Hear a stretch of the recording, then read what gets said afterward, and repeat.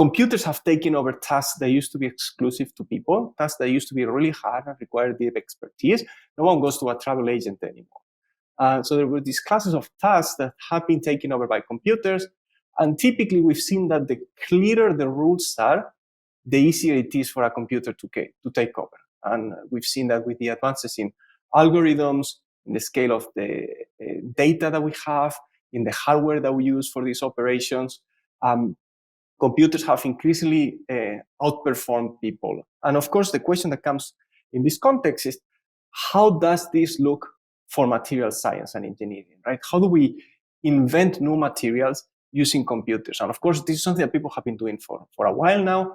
But what is the tipping point? How does this AI supremacy look like? And one of the first questions, of course, that comes with that is whether we want to outperform the best person ever at this, right? Like in the Go game, or we just want to commoditize tasks that used to be really hard and really expensive, and they become instantaneous and just very efficient to do in a computer. Like I said, there is explicit rules sometimes in the physical sciences, right? We do have laws that are kind of universal and allow us to extrapolate. But we also have data that is typically sparse and domain specific. And we postulate, right, that the computers can help across this continuum. I don't think there is a lot of computational scientists, physical scientists in the audience, so I won't dive too deep into this. But we postulate that there is a continuum between the physics, the first principle simulations that are great because they extrapolate, they hold universally, as long as we put in the right physics that we know should be happening.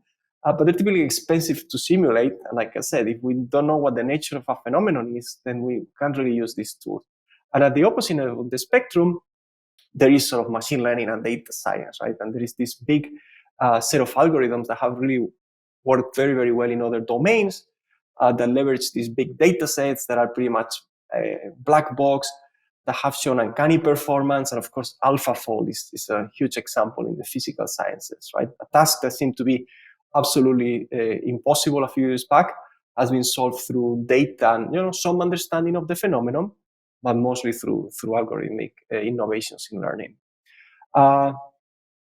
And our group works precisely in this continuum, right? In this line that connects the first principles to the machine learning and trying to mix them up in the most effective way, so they sort of feed off of each other, and we increase the robustness of machine learning, and we reduce the data needs of machine learning through the first principles.